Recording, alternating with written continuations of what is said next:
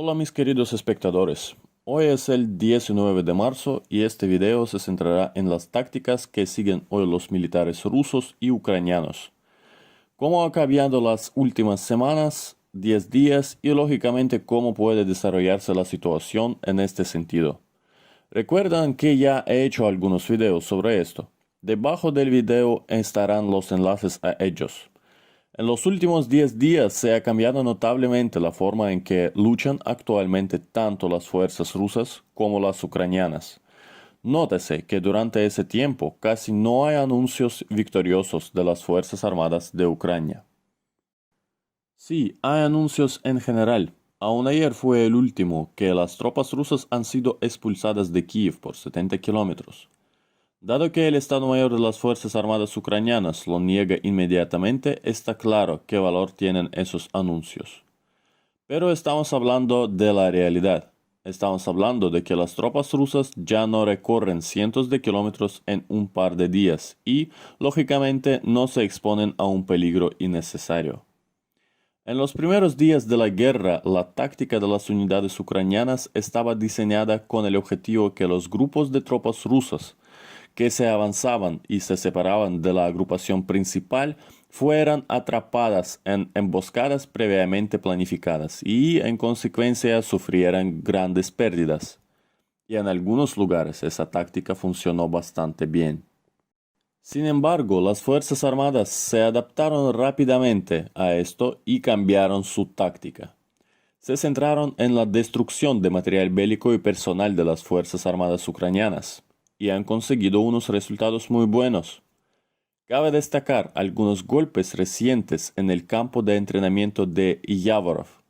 La nunca formada Legión extranjera de las Fuerzas Armadas ucranianas perdió cientos de combatientes muertos y heridos, y el resto del contingente de la llamada Legión, en realidad una brigada, se retiró en trenes a Polonia. También me gustaría mencionar a la derrota y destrucción de la 79 Brigada en Nikolaev. No hay datos oficiales, pero las fotos publicadas por los periodistas suecos que se encontraban sobre el terreno son impresionantes. Realmente no existe más esta brigada. Por lo que entendí, estamos hablando de cifras comparables a las del polígono de Yavorov.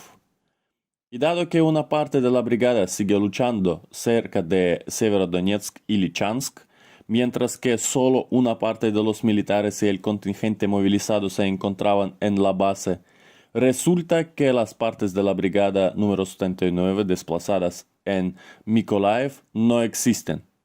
Las únicas unidades que se quedan son las que no han entrado todavía en el cerco de Donbass. Un día antes había realizado un golpe en Merefa.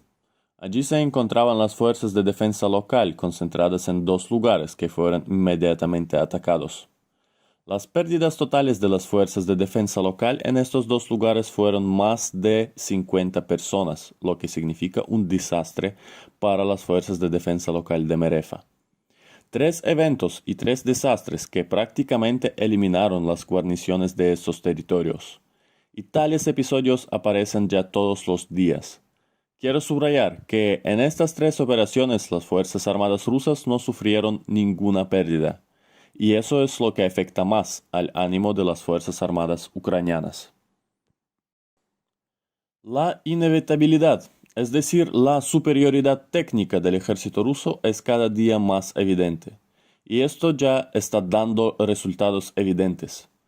Y también la velocidad de destrucción de vehículos blindados de las Fuerzas Armadas ucranianas crece cada día, así como ejemplos exitosos de la lucha contra batería. Un ejemplo claro es la suspensión de grupos de artillería en Zaporozhye. Ya he mencionado especialmente este tema durante el contraataque, digamos llamado contraataque de las Fuerzas Armadas ucranianas que fue planeado. Bueno, formalmente hubo un contraataque, pero en realidad se resultó en una derrota. Quiero recordar que los grupos de asalto que realizaron un ataque cerca de Kiev se quedaron atrapados en una bolsa de fuego, una emboscada que había sido creada especialmente para ellos. En Zaporozhye era mucho más sencillo y banal. Las fuerzas concentradas fueron destruidas por la aviación y artillería. y el ataque fue terminado aún antes de empezar. También me gustaría llamar su atención sobre las batallas de Rubezhnoye y Severodonetsk.